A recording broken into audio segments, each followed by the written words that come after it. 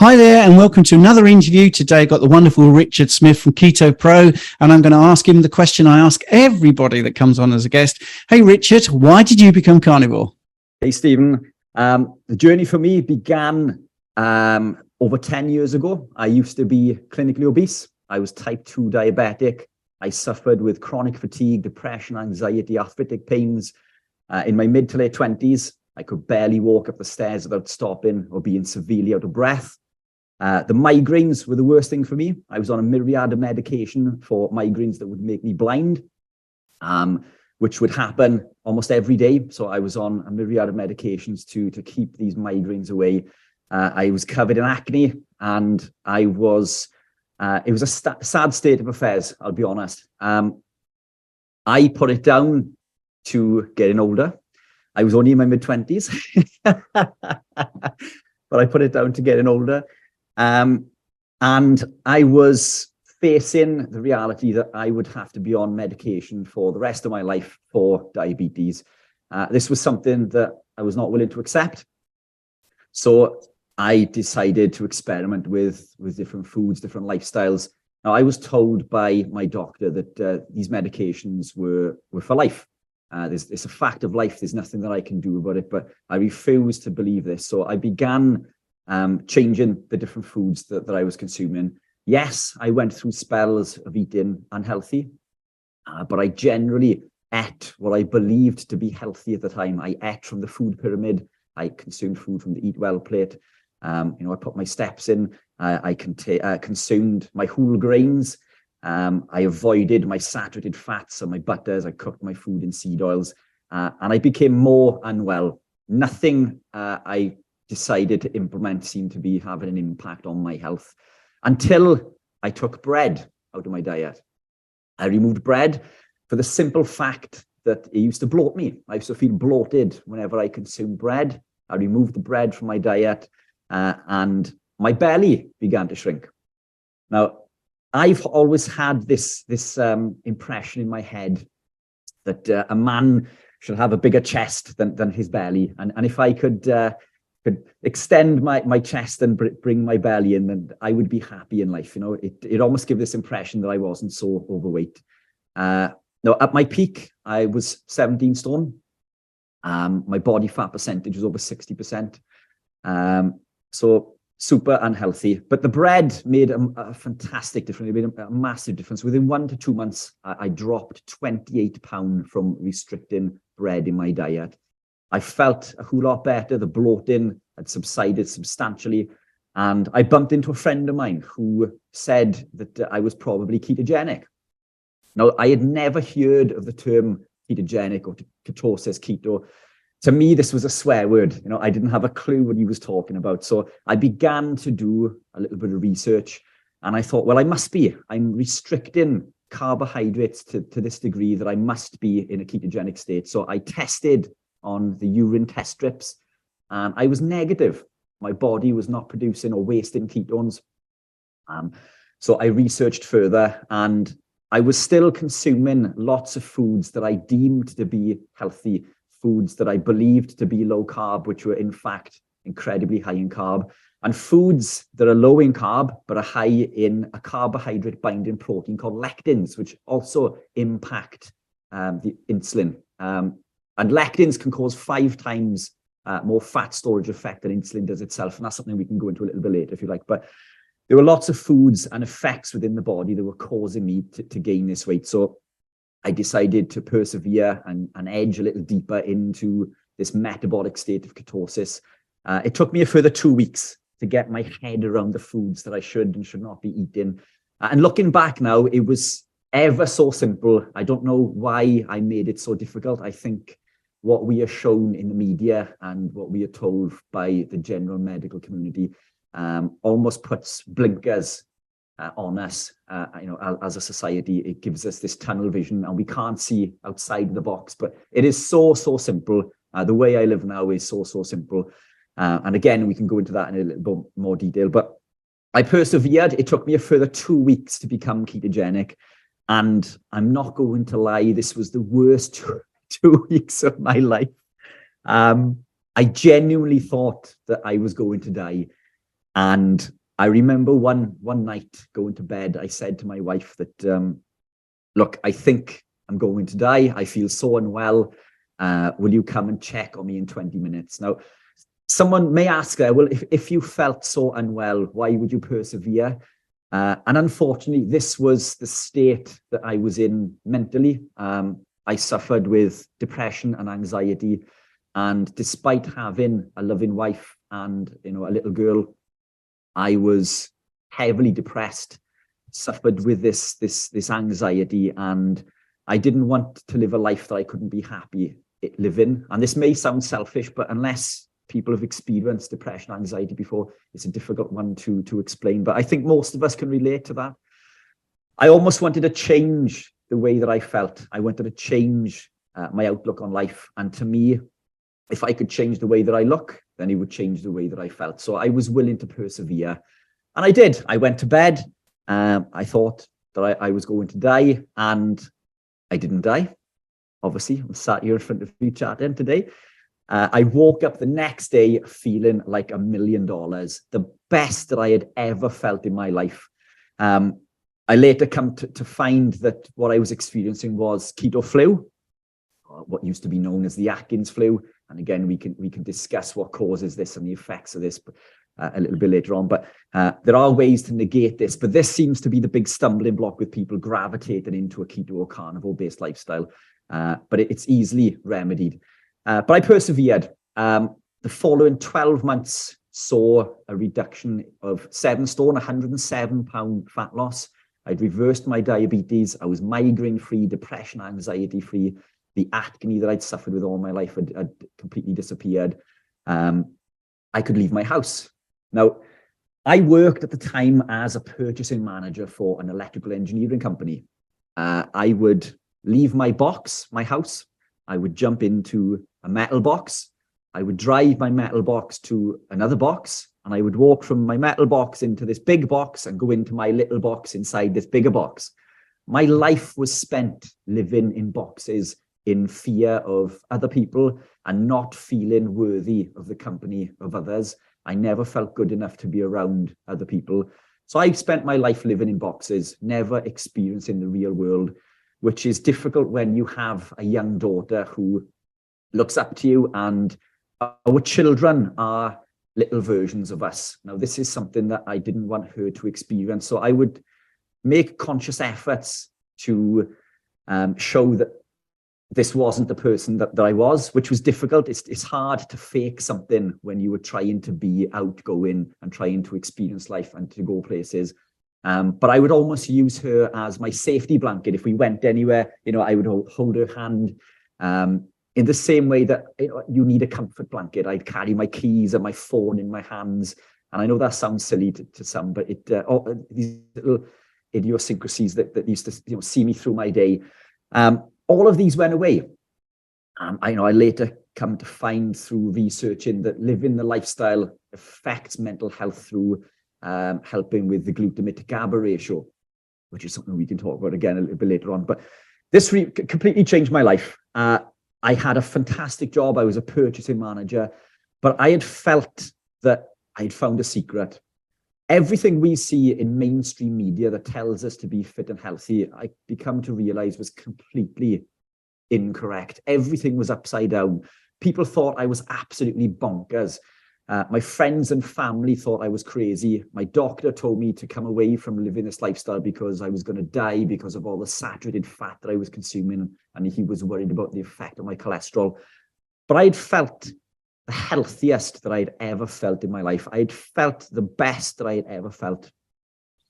Now, going back 10 years ago, there was very little in regards to research in respect to being ketogenic and being carnivore at that time.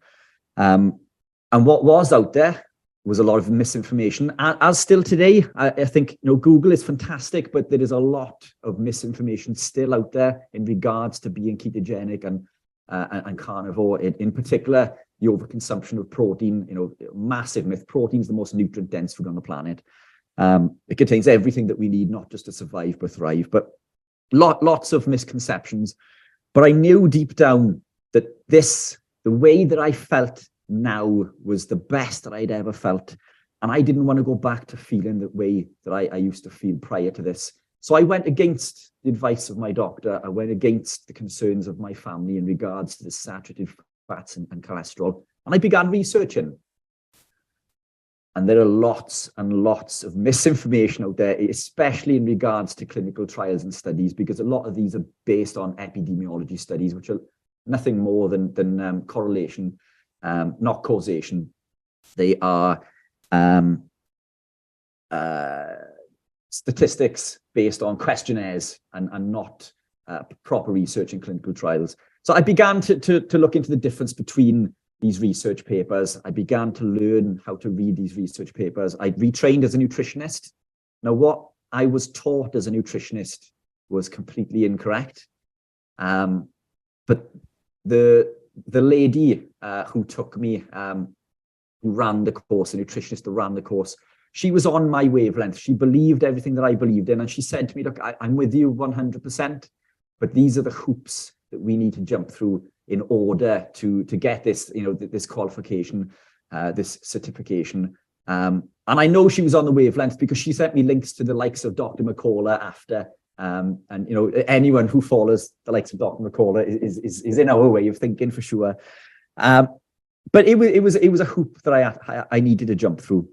So I did this. I began researching and studying these clinical trials. And as sad as it sounds, I still spend most of my evenings looking at clinical trials and research papers while everyone else is watching Netflix. I don't watch TV as such. If I do, it is Netflix or documentaries or something on Amazon Prime, for example. But I don't watch the news anymore. I think the news is full of. I've come to the thinking that if we are told something in the media, I've come to believe that the opposite is true. So I've removed myself from the news. But I persevered. I retrained, and I quit my job. I sold my house. In fact, 2 houses. My wife and I sold 2 houses that we owned outright, and I put this into my business. I began keto coaching. And I developed a range of products to help with keto coaching in the likes of C8 MCT oils and powders. And we began building our online store, which is now a physical store, which is, I'm now carnivore. But I tried to support people coming into this lifestyle because I've been on my journey for over 10 years. So I've been ketogenic for over 10 years. 4 to 5 years of that, I've been carnivore. But these changes were incremental. So coming back to your original question, the long way round to your question, that this is where I came into carnivore, was through these incremental changes of low carb into being ketogenic. I used to consume lots of greens. I thought spinach was incredibly good for me. I used to make my smoothies with turmeric and black pepper. And I believed this to be true. And now I do not. I believe this to be detrimental to your health. And through laziness, I became carnivore because to cook a steak takes 2 minutes. To cook veg takes a little bit longer. So I'm busy. My days are 18-hour days long, some days, 7 days a week. I work 7 days a week. A lot of the work that I do is free as well in regards to consultations and public speaking events. Frying a steak takes minutes, especially if you like it rare. Fantastic. This veg takes an awful lot longer. So through laziness, I just began eating steak. 6 months down the line, now I'd seen and become accustomed to these massive health benefits of being ketogenic. I was the healthiest and fittest that I had ever been in my life. When I went to only eating red meat, I moved up another peg or 2. I became even healthier, and I didn't think this was even possible. I thought that I was at the pinnacle of health and well-being. Eating red meat made me healthier. So that led me into researching the mineral profile, vitamin and mineral profile in plants compared to animal proteins. And I was incredibly shocked to realize plants are not as nutrient dense as we are led to believe. Plants do not contain the vitamins and minerals that we are led to believe. Animal protein is the most nutrient-dense food on the planet. It contains every vitamin and mineral we need, not to survive, but thrive. When I was growing up, my mother said to me, eat your carrots for your eyes, to help you see in the dark, for retinol. Carrots do not contain any vitamin A in the form of retinol. Carrots contain beta-carotene, which is a precursor that needs to be acted upon by an enzyme called BCMO to convert it into the active form of retinol. Carrots and veg do not contain any vitamin A. Veg is devoid of most of B vitamins. Cobalamin, vitamin B12, cannot be found in vegetables. Folate, pyridoxine, vitamin B6, very low in plant form. Creatine, choline, carnitine, carnosine, taurine, all of these we cannot find in plants. Vitamin D we cannot get from plants. We get that from the sun, and we get vitamin D from the meats that we eat. Vitamin K, I used to make these kale smoothies every day because I wanted vitamin K. On the pack that you pick up in the supermarket of your kale, there's a stamp that says high in vitamin K. There is no vitamin K in kale. Kale contains vitamin K1.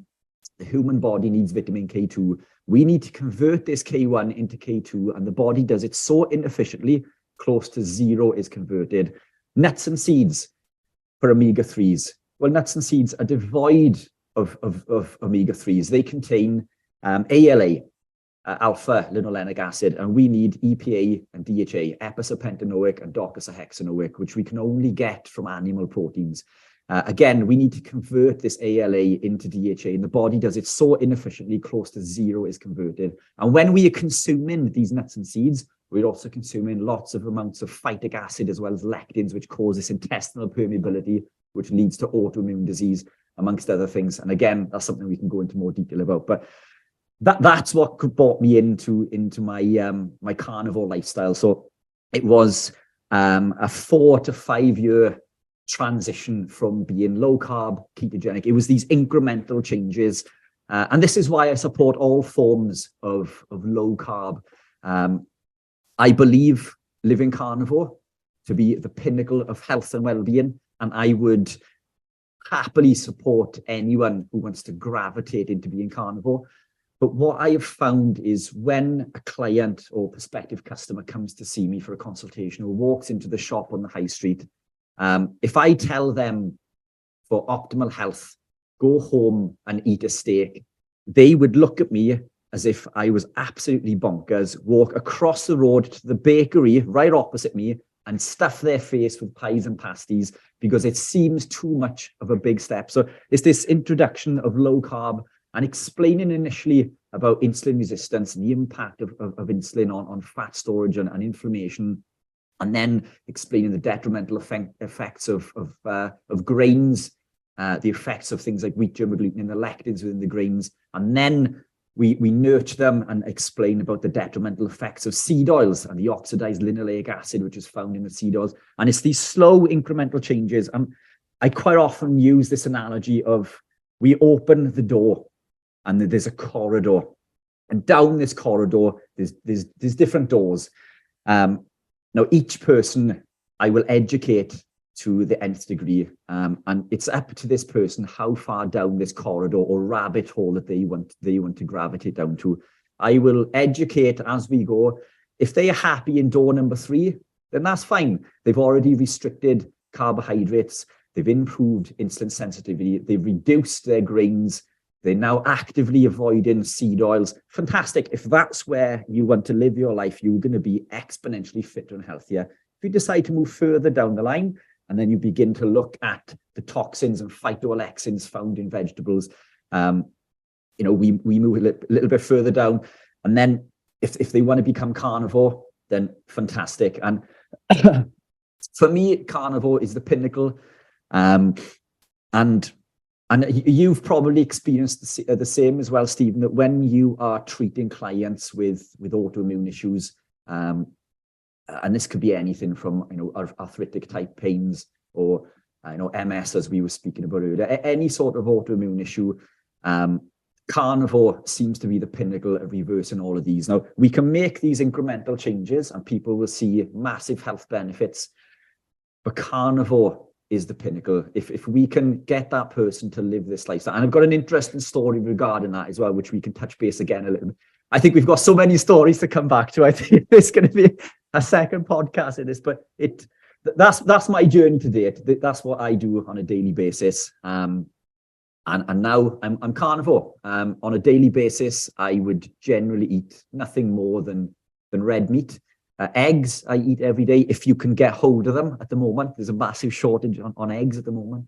But steak and eggs I eat almost every day. I do eat chicken and pork. There is an argument to not consume as much chicken and pork in regards to the linoleic acid content, but then there's also a counter argument that linoleic acid technically is not oxidized if the food is fresh. Again, that's open for debate and something that I'm interested in speaking to Paul Mason about recently. I know we were chatting about Paul Mason before we came on. We're looking to get him on my podcast shortly, and I'd love to tease his brain about this, because I don't believe that it's just the linoleic acid, the omega-6, because a little bit is essential for life, but I think it's more to do with the fact that it becomes oxidized, which is what happens to these seed oils over time. And not just seed oils, even omega-3s can become oxidized. So this is why I don't supplement with omega-3s. I don't supplement with any vitamin or mineral either. But that's where I am. That's what brought me into becoming carnivore. So it's this incremental change over my 10 or 11 year journey, and I am absolutely thriving. But what I'd like to add quickly as well, Stephen, sorry, in order to prove how good this lifestyle was quite early on. Now, I lost a substantial amount of weight. I lost 107 pounds. I became incredibly lean, which is fantastic. But I was told by the community that we need carbohydrates for life. We need carbohydrates for energy. We need carbohydrates to build muscle. You and I know that this is a complete fallacy, it's complete rubbish. I persevered, and I wanted to prove to people that this was complete rubbish, because I knew that despite losing all of this weight, despite this massive loss in body fat percentage, that I was building muscle. I wasn't training extensively. I was your average gym goer, trying to stay fit and healthy. But I knew that I was gaining lean muscle mass. So I decided to enter a men's physique bodybuilding competition, an amateur men's physique bodybuilding competition. I told everyone that I was entering this competition, to which my friends and family begged me not to enter. They begged me not to compete because they were worried that I was going to embarrass myself. They know how much that I struggle with anxiety and depression, and how much that I would struggle to walk on that stage. But I told everyone because I knew that I'm not the type of person to back out of something once I've committed to it. I trained for this for a year, ketogenic, on very little carbs. At the time, I was consuming veg. I went on to win this come second in this competition, which gave me the bug. I persevered. Within the next 3 years, I was awarded pro status. 2 years following that, I went on to become British champion at a pro level. And last year in May, I won the European Championship. Now, to put that into perspective, I went from being unable to walk up the stairs in my mid to late 20s to becoming #1 in Europe at a professional level through living a ketogenic carnivore lifestyle. I've come away from this, and now I've gravitated into cycling and running, duathlons, and I'm training for triathlons, so I complete 180. But I did this in order to promote the lifestyle and show people that, look, this isn't just a weight loss mechanism. This is thriving. This is living your life to the max capacity and thriving and excelling in everything that we do. And that's what I am in my journey. So that's the short version. So that was amazing. That was absolutely amazing. So I've taken tons of notes here. One of the things, I'm going to go through everything you just said then. I mean, not being able to walk up the stairs and diabetes and all that sort of stuff. But the biggest thing that you talked about, which is something that shocked me, because I've spent 3 years doing this honours degree in science and it's physiology and health sciences, and reading the studies is something I got. Obviously, you have to be very good at because you're reporting on it. And I've got an analogy for you about when you talk about correlation, which I think is really sums it up, because so many people misreport the actual findings. And I found that the conclusions didn't match the data. And just for those that are geeky, correlation comes from the word co-relation. So that's all it is. There's a relation, coincidental relationship. And one of the things that I came up with was an analogy in my TMA, one of my tutor marked assessments, was it's very easy to fool people. And my one was, if you're at work and you take a lot of short breaks, there's a big increase in cancer. There you go. You take a lot of short breaks, you get more cancer. That's a fact. Now, is that a cause? Well, of course it isn't. What's the cause? The cause is people take lots of short breaks, go out and smoke. I'm glad you got that moment of realization. But that is nutrition science. That is it. They look at two things and they say, well, that's the cause. And it very rarely is the cause. And it's not an experiment. It's all observational. So missing the cause is deliberate. And what you said about the state-funded broadcaster here, I mean, I'm the same as you. In fact, your story could be my story. Taking out bread was my first thing, a big surprise, less bloating. I was pre-diabetic and all that sort of stuff. But you have, oh yes, and for the American people, 17 stone. In the UK, we talk about stones and pounds, but in America, that's 238 pounds you got to when you were 17 stone. So how tall are you? 5'9", so not overly tall. Yeah. I think that I hid it fairly well. The pictures that I have available at my biggest, I think, were around 14 stone. And I can share these with you. I can send you if you want to pop these up so people can see. But I gained 3 stone on top of these images. And I'll send another actually where you can see that my face is covered in blotches and acne. And as embarrassing as it is to say that. I used to put stuff on my face. It's not mascara, is it? What foundation? So I used to use foundation to hide these blemishes and spots. And in the picture that I send you, if you want to post it, you can see that above my lip there's a big cold sore and there's a couple all over my head, in spite of me wearing this concealer and this foundation. But we're in this society where men are meant to be men, and we don't care. Of course we care how we look. We just put a brave face on. We care just as much, if not more, than women do, but we generally can't go around wearing makeup, but this is something that I did to make myself feel a little bit better. And I've never told anyone that before, so breaking news. Yeah, the thing is, and I'm guilty of that sort of thing as well, because there's not many before pictures for me. In my 40s, I was just getting tubbier and tubbier.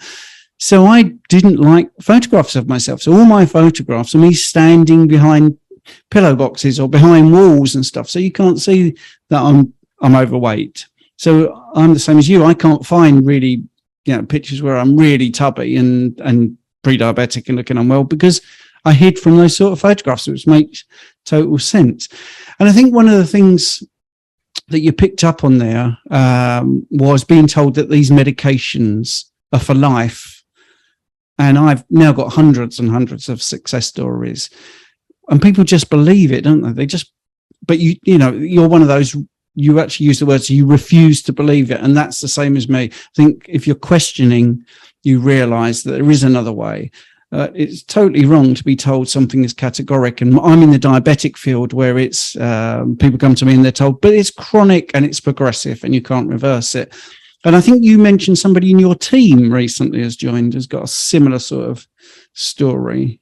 Yes. So Sarah Davis, she is a neurophysiologist in Singleton Hospital and a lecturer for Swansea University. So this is a very intelligent person. She came to see me after I began working with her husband, Mark, who is a triathlete.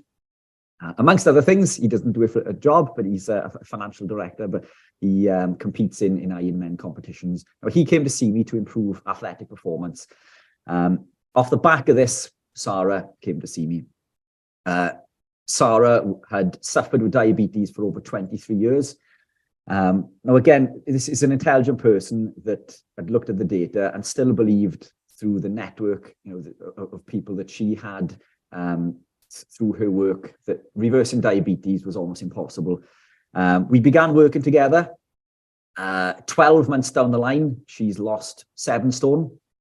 She reversed her diabetes. Now, we believe we reversed the diabetes in weeks, but it takes 3 months in between tests with diabetic clinic to verify this. So technically it was months, but we believe that we reversed. Now, you can reverse insulin resistance or begin to almost overnight. If you begin restricting carbohydrates today, tomorrow your insulin levels will already begin to decrease. So we can improve insulin sensitivity almost overnight.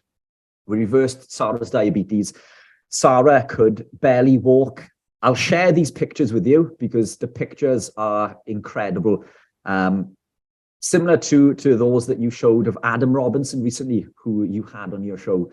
Incredible transformation. Sarah is, I think she weighs around 8 or 9 stone now, so she's incredibly small, but she could barely walk a mile, and now she runs marathons. Now, Sarah and I competed recently in a duathlon, our first duathlon. Sarah won her age category, and she beat an awful lot of the competitors in the younger categories as well. So she went from being unable to walk a mile to running marathons in sub 4 hours. She's running the London Marathon on Sunday again. She ran the London Marathon last year, and she recorded a time of 4 hours 23, I believe. Now, this is a person who could barely walk a mile. Now, I have never run a marathon. I've recently started running. The furthest that I've ran is a half marathon. Now, anyone who runs, lots of people run marathons, but anybody who runs will know that it takes an awful long time for your body to adapt to running because of this impact on the joints and especially in the legs. A lot of people will suffer with injury, myself included. I did too much too soon. But within a year, Sarah thrashed the marathon, and she did it fasted. She only consumed electrolytes, my electrolytes, the electrolytes that we produce, an MCT powder for the entire marathon. Everyone else is stopping and picking up these gels and sweets that are on option along the way. Her times, her splits per mile became faster and faster throughout the marathon, when everyone else that you see is fueled by glucose is the opposite. They tend to spike, and then they tend to become slower towards the end. Her splits became faster. We're expecting her to run a sub 4 hour, but her story is absolutely incredible. Now, off the back of this, Sarah began working with me. She works with me for free. We began a club. We call it Fat Club. And the reason that we decided to call it Fat Club is not because everyone who's come in, is overweight, because it's not just about weight loss. This is about health. But I want to break down this barrier that we have in regards to fat, because the second you mention fat, we automatically think eating fat makes us fat. Eating fat does not make us fat. Eating excess amounts can. Now, this is how I bulk when I'm in an off season. I consume excess amounts of fat. But it's very difficult to gain weight by eating protein and fat. And as you know, it's excess carbohydrate consumption. It's the effect on insulin, these lectins, incretin effect, amongst other things, that leads us to gaining this weight. But eating fat is a difficult way to gain weight. But I'm trying to break down this barrier as far as fat consumption goes. So that's why we call it Fat Club. I am thinking of changing the name to Healthy Living Club, because I think it does ostracize a lot of people. But Sarah began working with me in Fat Club. It's a club that we run on Thursdays. It's an 8-week course, and it's a course that anyone can come to. You don't have to be looking to become ketogenic or carnivore. It's an educational course week on week where we explain about the detrimental impacts of grains on week 1, seed oils on week 2, the importance of sodium in particular, especially sodium electrolytes are essential for life, but sodium in particular. Week 4, we bring in carbohydrates. So this is where we've sort of done it a little bit differently, because the first thing that we look at generally is carbohydrates. But I think rather than confusing people and taking away this thing that is the majority of their diet, carbohydrates, because it almost seems like a swear word when you explain to someone to restrict carbohydrates. And I believe that more health improvements can be seen from removing grains and the seed oils over targeting carbohydrates specifically. So that's why we do it this way. And then it goes on and on from that. We explain the benefits of saturated fat and how cholesterol is essential for life, how we shouldn't fear cholesterol, the importance of protein, and educational pieces in regards to ketoacidosis, amongst other things. But if there are only 2 pieces of things, and I know I'm going off on one a little bit here, but if there's only two takeaways that people remember from this 8-week course, it's to cut the grain and drop the seed oils. If you can implement those changes, you are going to be considerably healthier during your life, whether you become low carb, ketogenic, and again, coming back to that corridor, this ladder or this rabbit hole. If that's all you ever do, you're going to see massive improvements in health. And it's explaining to people that we're not a cult. I quite often get called a cult leader, which I'll take, that's fine. But people fear the word keto, they fear the word carnivore. So when we explain to people the detrimental impacts of these foods and what they do to the body, they begin to realize that the cereal they're eating in the morning, the toast they're eating, or their croissants and their sandwiches are causing massive impacts to their health. And this isn't a diet. I don't restrict the food I eat. I eat when I'm hungry. If I'm not hungry, I don't eat. But I eat a lot. I love the food that I eat. But I eat protein and fat. Protein and fat satiates me, fills me. I don't feel hungry. I don't get these hunger pangs. I don't get these spikes and these crashes. And it's educating people in regards to this and the effects of these foods and how they block satiety signaling through blocking leptin, for example. Grains are high in lectins. Lectins block the hormone leptin. Leptin is a satiety hormone. It tells us that we're full. It blocks our body's ability to tell us that we've eaten. And many people can attest to this when it comes to eating nuts. Now, nuts are high in phytic acid as well as lectins. Now, I used to love eating nuts. This was my staple when I began my ketogenic journey. But I would grab a handful of nuts and I'd walk away. And then I'd be back. I'd open up this bag of nuts. I'd have another handful. Before I knew, this whole bag of nuts had been completely destroyed. And I thought that it's because my body wanted the fat and the protein within there. Little did I know it was this impact of the phytic acid and the lectins within the nuts. But again, apologies, I've gone off down the rabbit hole again. But this is where Sarah came on board. Sarah and I run this club. She helps me do other podcasts. She's also retrained as a nutritionist. So amongst being a neurophysiologist, she's also a nutritionist as well. She works with me with Diabetes UK. She does help. She works with me as far as the PHC goes. So we are taking part in the Public Health Collaboration Conference next month, 19th and 20th of May. Super excited and looking forward to that. Some incredible speakers from all over the world. She's attending that with me, along with my wife, who also works in the business. But it's a perfect example of how this ripple effect. I've thrown a pebble into that pond. It's touched one person, changed their life. Now, this person is a real person. Now, the mistake that I made early in my journey, I went down the bodybuilding route, almost to try to prove people, look at what can be achieved. But by doing so, I think I ostracized the majority of the market. And I think when I compete, my body fat percentage is sub 3%. It's incredibly low. That's not healthy. but it's fit for purpose. It's there to achieve a goal. But it just shows what is possible within, living the diet and lifestyle in regards to athletic performance. But people will look at that and think, well, I don't want to be a bodybuilder. I don't want to be ripped and shredded and vascular.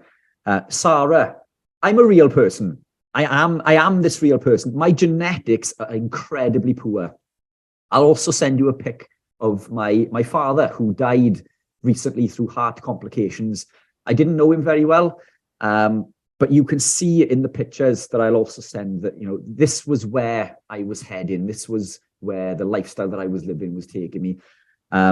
My genetics are incredibly poor, so I'm not genetically gifted, but I've beaten my genetics. I've managed to change or flick the switch on my genetics through something called epigenetics. Now, epigenetics will allow us to almost change the tracks. We have a set of genes to take us this way to be obese, and unhealthy and suffer with all of these illnesses and diseases, or we can flick the switch and we can move in this direction, and we can flick on the switch, the genes for health and well-being. And this is controlled predominantly through diet and lifestyle. Diet, more importantly.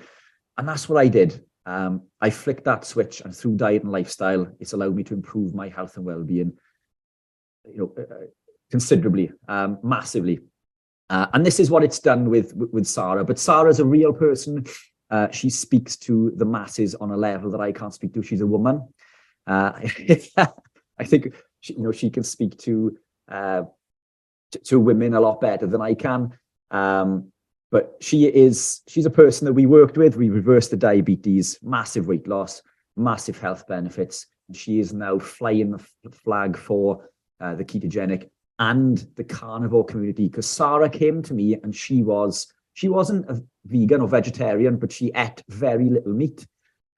She was in this way of thinking that vegetables were good for us. As we know, is completely incorrect. But she's carnivore. She's carnivore. Her meal prep for the London Marathon, which we were discussing before you and I came on air, is going to be a nice fatty cut of steak about 16 hours before, and then she's going to teeter in a little bit of cheese and eggs, maybe a little bit after. But she's going to be running fasted again. And then we'll only be consuming water, electrolytes, and potentially MCT, and maybe exogenous ketones on the day, which is one of the products that we manufacture. But she's going to be running completely fasted and fueled by fat, fueled by her body's own energy source. And that's where we are with Sarah. So Sarah now speaks to other people. She holds her own consultations within the shop and online. And it's this ripple effect, isn't it? It's reaching one person that goes out. Adam Robinson, another perfect example. He's doing incredibly well, and now he's out there teaching and trying to educate others. And again, these are two people that speak to the masses in a way that maybe I can't speak to. I do try, but I think sometimes maybe I go into too much of the science, which I've tried to abstain from today. But it is difficult because you and I were chatting before we came on. The science gets me excited. It's within the science that the evidence lies, and it's understanding this that enables us to explain and educate other people. And I think sometimes when you are telling people that cholesterol is essential for life, saturated fat is essential for life, we need to have the evidence and the research and the knowledge in order to back this up. And that's why I go into the science. But that's a little bit about Sarah. So that's what she's on board. That's what she does with us within the business, and she does it for free. Well, that's a brilliant answer. I'm going to pick you up on one thing though. Surely by talking about Fat Club, you've broken the first rule, haven't you? But anyway, that's what the first rule of Fat Club is: you don't talk about Fat Club. Yeah, exactly. Yeah. But one thing you said there about the science, you want the science to back it up. But I think in this community, we have such brilliant real world experience as well. And I'm not a proponent of it's just an anecdote, because 500, I've got over 500 clients now. That's not anecdotes. That's data. That is data. Because it's real people, random populations from different parts of the world, all with different backgrounds. But some of the things they're doing are very similar. They're taking out plants, they're taking out carbohydrates, and I know correlation doesn't prove causation, but when you've got 500 people that do these things, reverse diabetes, lose a ton of weight, reduce their blood pressure, you sort of think you're onto something. And the science excites me as well. I love that you talk about lectins there. And the latest thing I've got into is the fake plant steroid, cholesterol. Yeah, phytosterols. So the more we get into this, the more we learn and the more we realize that we've been duped, basically. And I get very fed up with, in Britain, the state-funded broadcaster that neither of us watch just spread such misinformation. It's not based on science, but it's also not based on real world experience, because the thing they're pushing is the complete reverse. Everyone is getting more obese. Everybody who's following their guidance, by the way, everyone's getting more obese, more diabetes, more autism, there's more depression, there's more anxiety. So they don't have either thing. The science is badly presented epidemiology, which is adjusted and not convincing in any way. It's not strong evidence. And the real world evidence is it doesn't work. And they try to blame the person. You see, I can get on a bandwagon as well, Richard. And it's not the person, it's the advice. The advice they're given is fundamentally, demonstrably wrong. Absolutely. For sure. Thanks for coming back to what you were just saying there. You say that you've only got this evidence from 500 people. 500 people is an awful lot of evidence. That is considerably more than most of the studies, these epidemiology studies that we are given on a daily basis. That is a study, in my opinion, and it's a study that carries an awful lot of weight. 500 people improving their health and well-being through adjusting the food that they consume is massive evidence. So fair play, well done to you. Yeah, I mean, I was looking at a study where it was 4 weeks. They looked at these people for 4 weeks and sample size was 68. And they came to this massive conclusion about cholesterol. And I just thought, wow, this is so weak. I mean, when I was a student, I would have been embarrassed to use that as my evidence. I wouldn't have even used it as my evidence. And these are big influencers putting this sort of stuff up with no statistical power, very small sample size. And people don't understand that, really. I mean, I use the analogy when people don't get it. I've got an apple tree out in the garden. That might give me 100 apples. Well, if I pick 2 off of that and said, right, I've got 2 measurements here for these apples, the weight. Well, that's going to tell me about the whole 100. I can make all these assumptions based on these 2 apples. That's ridiculous. And also, I could be apple picking, couldn't I? If I wanted to think my tree is really great, I would pick the 2 biggest apples. I would do that. Or if I was given 10 and allowed to use 4, then this is where, we talk about adjustment and not randomizing it properly. I could take out the 6 smallest apples, couldn't I? I mean, I tried to give it a real world twist for people to see how these statistics are arrived at that are so bogus, basically. I like what you did there, the apple picking opposed to the cherry picking.